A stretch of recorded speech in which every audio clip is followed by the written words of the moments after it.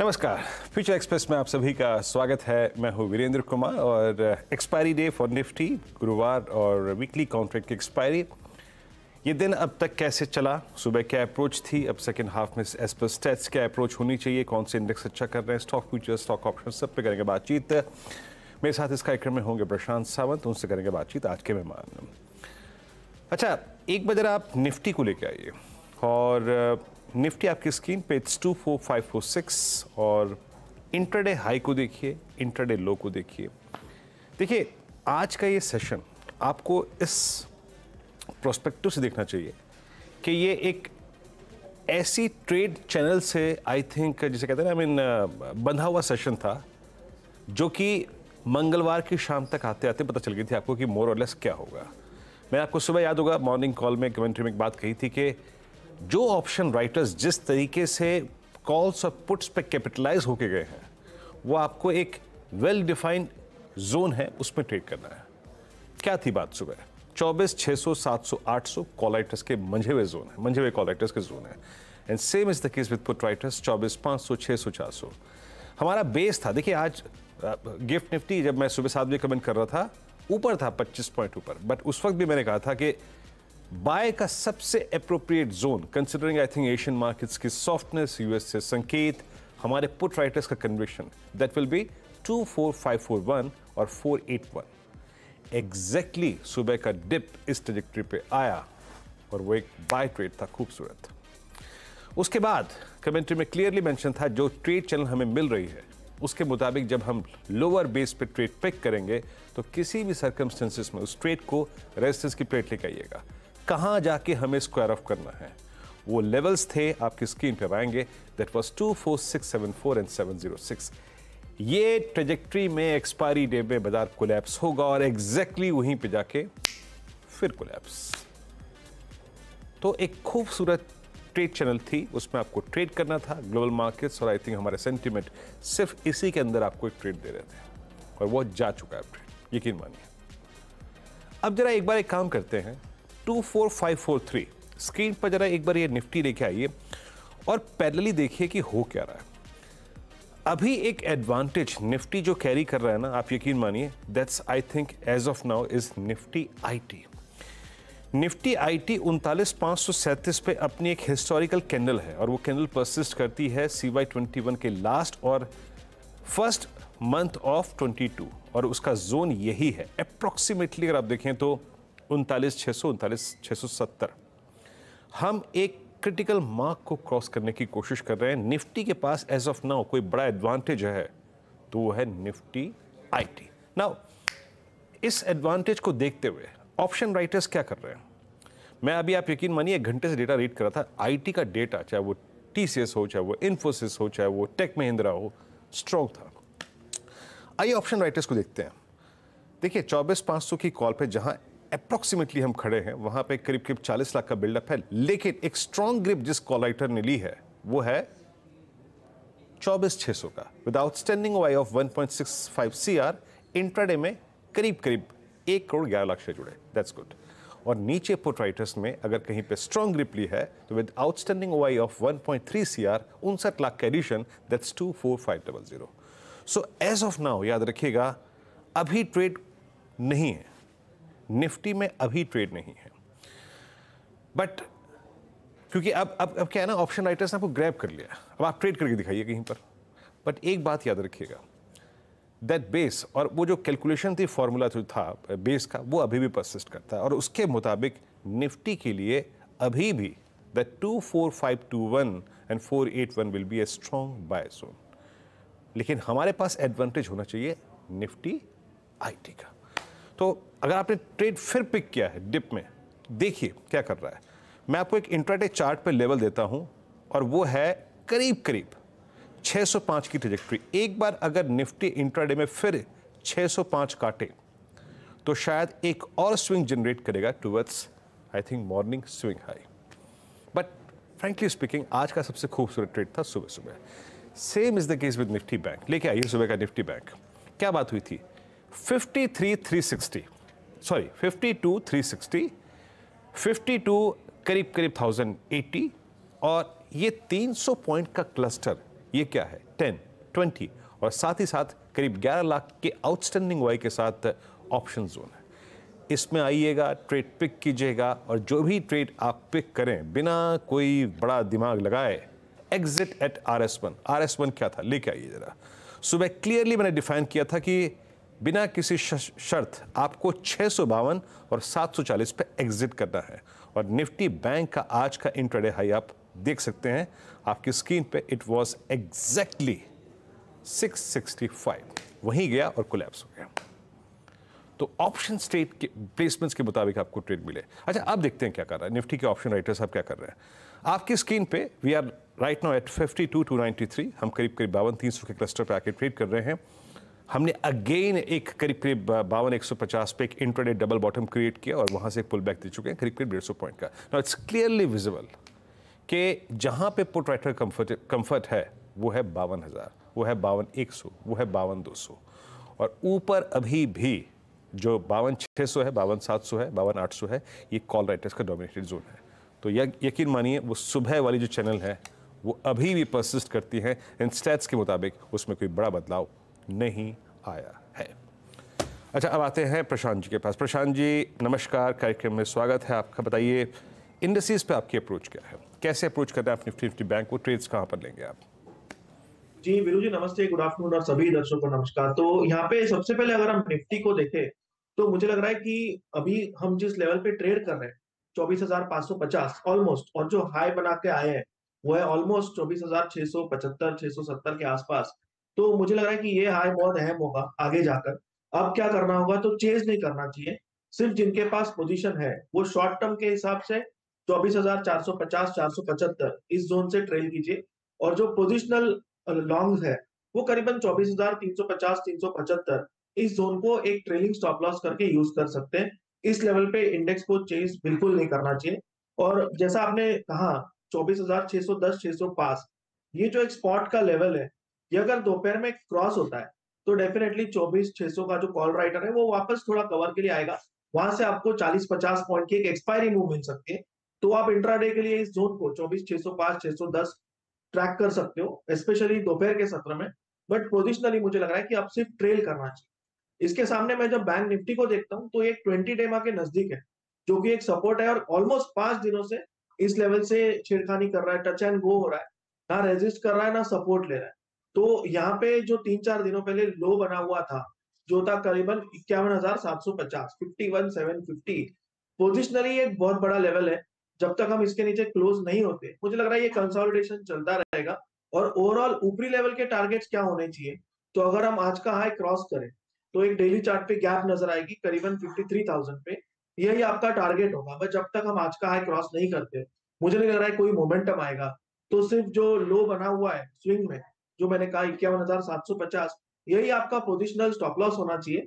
इसको stop loss system में रख के आपके पोजिशन होल्ड कीजिए, और आज के हाई के ऊपर जैसा मैंने कहा एक मोमेंटम आ सकता है, तो उसको आप राइड कर सकते हो। फिलहाल फ्रेश एंट्री सिर्फ आज के हाई के ऊपर लेनी होगी, वरना अवॉइड करना होगा।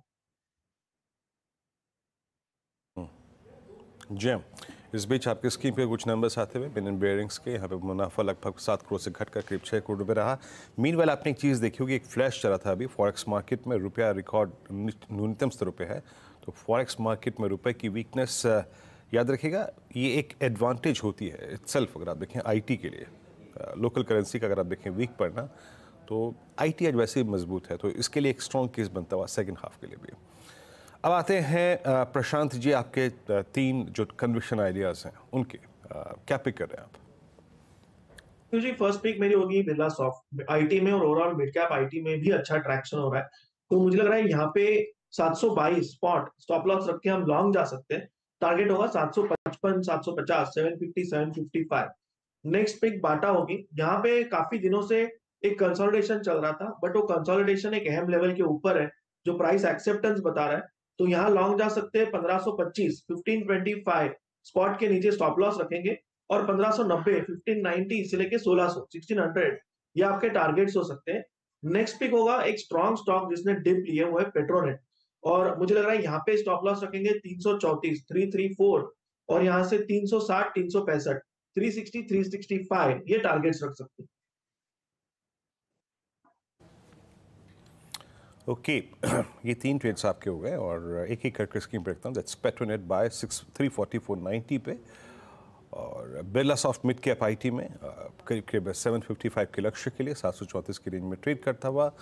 और जो इससे पहले ट्रेड रिकमेंड किया गया था वो बाटा फ्यूचर्स 1590 पर बाय और माफ़ कीजिएगा लक्ष्य है यहाँ पे 1539 का। मेरे चलिए अब एक काम करते हैं, अर्निंग्स पर फोकस करते हैं और इस लिहाज से एशियन पेंट्स इस दौर का सबसे चर्चित स्टॉक जिसको लेकर अगर आप देखें हम काफ़ी बातें कर भी रहे थे। देखिए नंबर्स कमज़ोर थे prima facie, no doubt about that, और आई थिंक हीट वेव शायद और इलेक्शंस इसका एक बड़ा कारण थे। पर एग्जैक्टली अब मैनेजमेंट से जानने की कोशिश करते हैं। आज स्टॉक में एक बहुत वीक ओपनिंग के बाद रिकवरी है during the day. It's almost 2917 जहां पे ट्रेड करता हुआ। रेवेन्यू आपकी स्क्रीन पे करीब करीब 8,970 करोड़ रुपए। ये कंपैरिजन जो स्क्रीन पे रखा गया है ये साल दर साल है 9,182 करोड़ से घट के मुनाफा करीब 1,575 करोड़ से घट के 1,187 करोड़ रुपए। तो बॉटम लाइन सिवियर प्रेशर में था वाई बेसिस पे। बातचीत करने के लिए हमारे साथ इस वक्त श्री अमित सिंगले साहब MD and CEO Asian paints के जुड़ चुके हैं। सर नमस्कार, कार्यक्रम में स्वागत है आपका। और नंबर्स में कमजोरी है sir, no doubt about that, specially the bottom line front. मोटे तौर पे कारण क्या रहे और क्या ये सिर्फ इन हीट वेव या फिर आई थिंक इलेक्शंस के चलते डिमांड थोड़ी सी कम रही या कुछ और भी कारण थे इस क्वार्टर में? तो ओवरऑल क्वार्टर काफी टफ रहा। डिमांड कंडीशंस अच्छी नहीं थी ओवरऑल, स्पेशली जो अप्रैल और मई का महीना रहा काफी टफ था। जनरल इलेक्शंस, हीट वेव, सबको मिला जुला के overall we felt that business अच्छा नहीं निकला। किंतु जो जून का महीना है उसमें डेफिनेटली हमने देखा कि कुछ डिमांड के अपशूट्स आए, चाहे वो रूरल डिमांड थी, चाहे वो B2B इंस्टीट्यूशनल सेल्स है, चाहे वो इंडस्ट्रियल ग्रोथ है। ओवरऑल जून में हमने कुछ रिकवरी अच्छी देखी, तो उस आधार पे 7% वॉल्यूम ग्रोथ ओवरऑल आया है। वैल्यू ग्रोथ डेफिनेटली थोड़ा नीचे रही, बट हम समझते हैं कि ओवरऑल जून का महीना overall in the quarter was good. तो 7% का ओवरऑल ग्रोथ है। डेफिनेटली हमारा अनुमान लगभग 10% का था, तो उससे थोड़ा शॉर्ट रहा। बट आई थिंक अगर हम देखें वैल्यू सेल्स में डेफिनेटली जितना हमने एक्सपेक्ट किया था वो नहीं आया। एक प्राइस डिक्रीज का भी असर रहा, जो हमने लगभग 6 महीने पहले लिया था, अबाउट 4% का ओवरऑल डिक्रीज था वो। तो उसको अगर हम देखें और उसकी मान्यता रखें तो लगभग वैल्यू का अगर हम श्रेय देखें would have been closer to about 1.5% से 2% वैल्यू नॉर्मलाइज होके आती है फॉर दिस क्वार्टर। तो overall definitely demand was low and the conditions were tough. Sir ये सिर्फ इस बात तक इस क्वार्टर तक सीमित नहीं था। मैं अगर इस वॉल्यूम्स के डिक्लाइन होने के ट्रेंड को देखूं तो ऑलमोस्ट शायद मेरे ख्याल से 5वां छठा क्वार्टर है जब आपके वॉल्यूम्स डिप हुए हैं। वॉल्यूम्स की आगे आने वाली क्वार्टर्स में ट्रजेक्टरी क्या रहेगी? क्या यहाँ से फर्दर डिप पॉसिबल है? The kind of I think competition जो इस वक्त परसिस्ट करता है इस इंडस्ट्री में, उसको देखते हुए। सो ओवरऑल अगर हम देखें लास्ट ईयर का पूरा वॉल्यूम ग्रोथ हम देखें लगभग 9 से 9.5% के करीब रहा है ओवरऑल, जो कि हम समझते हैं फिर भी काफी अच्छा ग्रोथ है अगर ओवरऑल हम इंडस्ट्री के अनुमान के हिसाब से देखें। उससे पिछले 3 साल obviously double digit volume growth था, बट 9% का ग्रोथ पूरे साल में एक फिर भी एक अच्छा ग्रोथ हम समझते हैं रहा। और ओवरऑल अगर हम देखें इलेक्शन के अंतर्गत ओवरऑल रिटेल मार्केट पे काफ़ी डेफिनेटली फ़र्क पड़ता है, क्योंकि जो ओवरऑल लोगों की धारणा है, कंजम्पशन है, एंजाइटी है, थोड़ा सा वो डेफरमेंट डेफिनेटली मार्केट में दिखता है। और वो सिर्फ पेंट कंजम्पशन पे ही नहीं, जितनी भी ओवरऑल कंजम्पशन कैटेगरीज हैं उस पर डेफिनेटली उसका एक असर देखने को मिलता है। स्पेशली अगर हम जो गवर्नमेंट की स्पेंडिंग देखते हैं, जो कि इंफ्रास्ट्रक्चर प्रोजेक्ट्स हैं, डेवलपमेंट एरियाज हैं, जो ओवरऑल जिस तरह से आज एक्सपेंशंस हम ओवरऑल कंपनीज में देखते हैं, उसमें डेफिनेटली एक थोड़ा सा रुकाव आता है, जो कि चाहे बजट्स के आधार पे देखिए, चाहे ओवरऑल सैंक्शंस के आधार पे देखिए, तो हम समझते हैं कि वो ओवरऑल थोड़ा सा स्लो डाउन डेफिनेटली मार्केट को करता है। और यही हमारी धारणा पहले भी रही है कि थोड़ा इलेक्शन से कुछ शॉर्ट टाइम के लिए डेफिनेटली मार्केट में थोड़ा सा रुकाव आता है।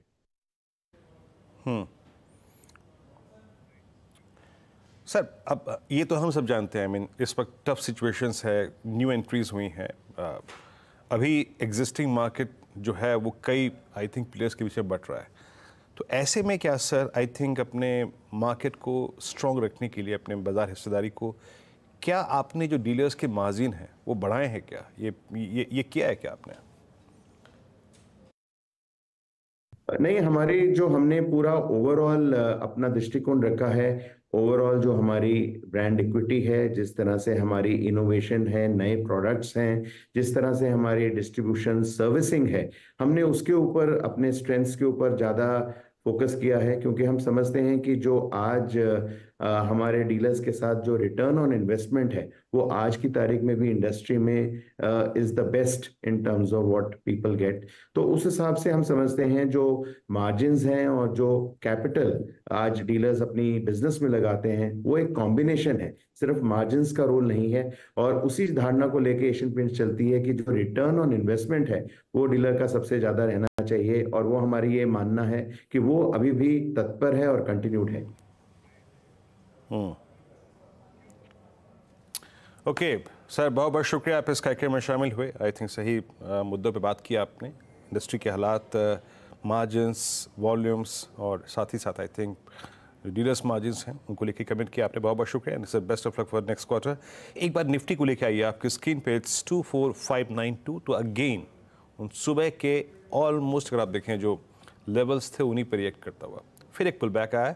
बट याद रखिएगा अभी हमने कुछ देर पहले क्या देखा था कि 24,600 का कॉल राइटर एक स्ट्रॉन्ग ग्रिप लेने की कोशिश कर रहा है। कमेंट्स कह रहे थे मेरे, the movement you will cross 605 610 on the higher side, एक और स्विंग मिलेगा, और वैसा ही स्विंग कुछ निफ्टी बैंक में भी आया। खैर इस पर बात करेंगे, एक छोटे से ब्रेक का वक्त है, ब्रेक के बाद लौटेंगे तो आई थिंक आज का ऑप्शन ट्रेड पिक करेंगे। थोड़े से ब्रेक के बाद लौटते हैं।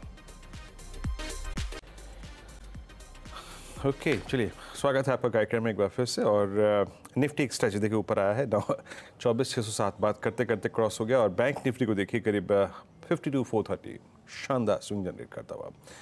एक काम करते हैं, अब आज का ऑप्शन ट्रेड लेते हैं। बताइए प्रशांत जी, क्या पिक कर रहे हैं आप इस वक्त ऑप्शंस में, आज का सस्ता ऑप्शन? तो वीरू जी, मुझे यहाँ पे पीएफसी में मोमेंटम बिल्ड होता हुआ नजर आ रहा है, और इसकी जो 555 स्ट्राइक प्राइस की जो कॉल ऑप्शन है जुलाई महीने की, करीबन 18 पे चल रही है। यहाँ स्टॉप लॉस 13 साढ़े 13 के बीच 1325 1330 रख सकते हैं। जो टारगेट होगा वो मुझे लग रहा है टारगेट 1 आप 27 का रख सकते हो, और ये 35 तक भी जा सकता है। तो 27 और 35 ये लेवल्स आप रख सकते हो।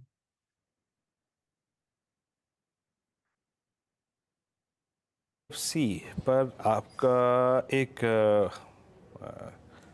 बाय कॉल है, और पीएफसी फ्यूचर्स रखिएगा स्क्रीन पे, पावर फाइनेंस कॉर्पोरेशन 555 पे ट्रेड करता हुआ, यस डे हाई पर है, और आज 20 डे एक्सपोनेंशियल इन्वेस्टर्स ने पुल बैक लिया। 27.35 का लक्ष्य, अभी करीब करीब 18-20 पे ट्रेड करता हुआ। खैर वे प्रशांत जी से बात करेंगे और एक छोटा सा ब्रेक लेकर तुरंत हाजिर होते हैं।